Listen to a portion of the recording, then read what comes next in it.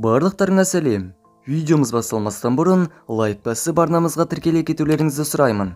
Әдеттегідей, осы видеоға 3000 лайк жиналса, рубрикамыз өз жалғасын табады. Ендеше, сіздермен бірге QRF ұжымы бүгін біз Джаред Негретенің жұмбақ жоғалуын қысқаша баяндап береміз.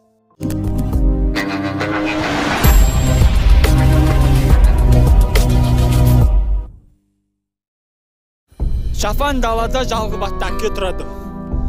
5 балаға әкенің орнына әке, шешенің орнына шеше болыр. Жылап данам кейде далаға шығыпшы. Көрсетпеймін оларға, не алым көрсетіп. Айелім 2 жыл болды кеткеніне. Хатқа барсыз, балаларға да келген жоқ, өзі де жоқ. 12 жыл болды квартира тұрып отырмын.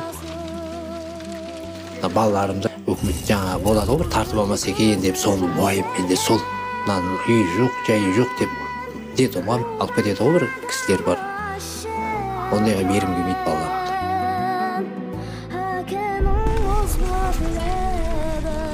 Қасқыр да бар, шакал да бар, біледі, қорқымышты, қамысынан бәрі. Ол қай жағынан шығып қалады, оны білмейсің де. Сол қауіпті балаларға.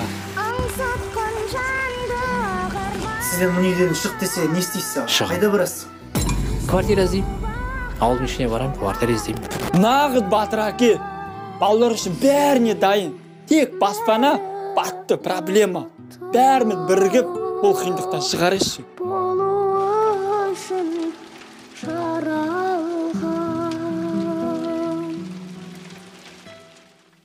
1991 жылдың шілде айы. 12 жасар Джаред Негрете өзінің достарымен бірге серуендеу үшін Сан-Бернардинодағы тауға барады. Топ солай таудың ең биік нүктесі Сан-Горгоньоға шыққысы келді. Шыңның биіктігі теңіз деңгейінен 3506 метр биіктікте. Бұл жақта негізі ұшақтың, тікұшақтың құлауы секілді жағдайлар жиі орын алады. Ұшақтың қалдықтары әлі күнге дейін тауда кездеседі.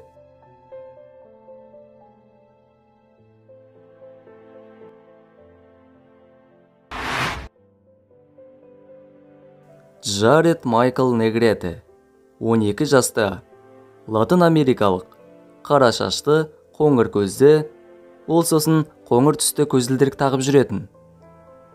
Джаред 8-ші сыныпта оқитын еді. Оның бойы 157 сантиметр, ал салмағы 68 килограмм. Соңғы рет оның үстінде қоңыр футболка, жасыл шалбар және аяғына қара кроссовка киіп жүрген болатын.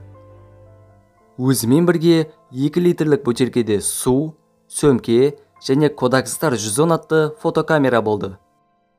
1991 жылдың 19 шілдесінде Джаред достарымен бірге өзінің алғашқы сапарына шығады. 14 бала және оларға қарайтын мұғалім Тахкет лагеріне барады. Солай сол жақтан тауға көтеріледі. Бір уақытта Джаред шаршап, топтан қалып қояды. Шыңға дейін 400 метрдей жол қалды. Сол кезде мұғалімі оған, ешқайда кетіп қалма, қайтар жолда сені алып кетеміз дейді. Басқа туристер Джаредтің қалып келе жатқанын байқаған. Солай мұғалімге ескертсе, оларға да дәл солай қайтар жолда алып кетеміз деген. Балалар таудың кереметін тамашалап болып, төменге түспекші болады. Бірақ жолда Джаред ешқандай жерде болған жоқ. Мұғалімі Джаредтің жоғалып кеткенін түсінеді. Солай лагерден көмек шақырады. Шерифтер келіп, жан-жаққа іздеу жұмыстарын жүргізеді. Баланы іздеу үшін иіс сезгіш иттер, бірнеше атты адамдар, полициялар және 6 тікұшақ қолданылған екен. Кешкісін тікұшақтарға қараңғыда бақылау үшін инфрақызыл камера орнатады. Бірақ олар Джаредті еш жерден байқамайды. Тек сол жерде мекендейтін бұғыларды ғана көреді. Келесі 2 апта уақытта 3000 шақты адам 45 000 сағат уақытты баланы іздеумен жұмсаған екен. Бұның бәрі бекер болмапты. Іздеу жұмыстары алғашқы нәтижелерін беріп бастады. Сол аумақтағы өзен жағасынан Джаредтің аяқ киіммен жүрілген іздер табылды. Іздеушілер осыған байланысты жұмыстарын одан сайын күшейтті. Солай олар сөмке, азық-түліктің пакеттері мен конфет қағазын табады.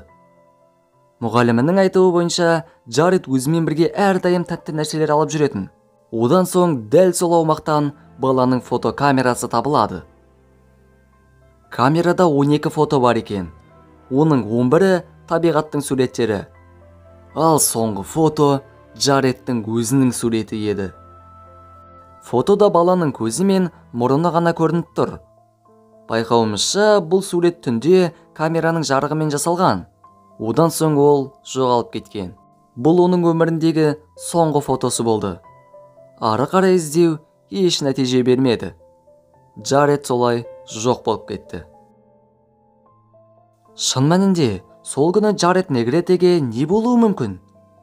Бәлкім оның аяғы тайып, таудан құлап кеткен шығар. Бірақ неге жақын маңнан оның денесі немесе киімдері табылмады екен? Бәлкім ол топты күтіп жалығып, тауға өз бетімен шыққысы келген болар. Солай адасып, тауда мекендейтін жыртқыштардың құрбаны болған. Жалпы бұл аумақта аяғың тайып, құлап кету қаупі жоғары. Оған қоса Джаредтің көзілдірік киетіні де айтылған болатын. Демек, оның көру қабілеті нашар болған. Тауға шыққан уақытта көзілдірік киді ма белгісіз, бірақ соңғы суретте оның көзінде көзілдірік болмаған еді. Зерттеушілердің айтуы бойынша, тауда жеткілікті мөлшерде су бар. Ауа райы да жақсы болды. Оның бірнеше күн өмір сүруге де мүмкіндігі болған. Оған қоса, Джаредте 2 литрлік бөтелкедегі су, қуырылған ет және бірнеше кәмпит бар еді. Джаред жыртқыштардың құрбаны болуы әбден мүмкін. Себебі, Сан-Горгониядағы өмір сүретін жан-жануарларға тоқталсақ. Бұл жерде калифорниялық бұғы, қабан, тиін, жанат, алатышқан, құндыз, койот, пумалар өмір сүретін.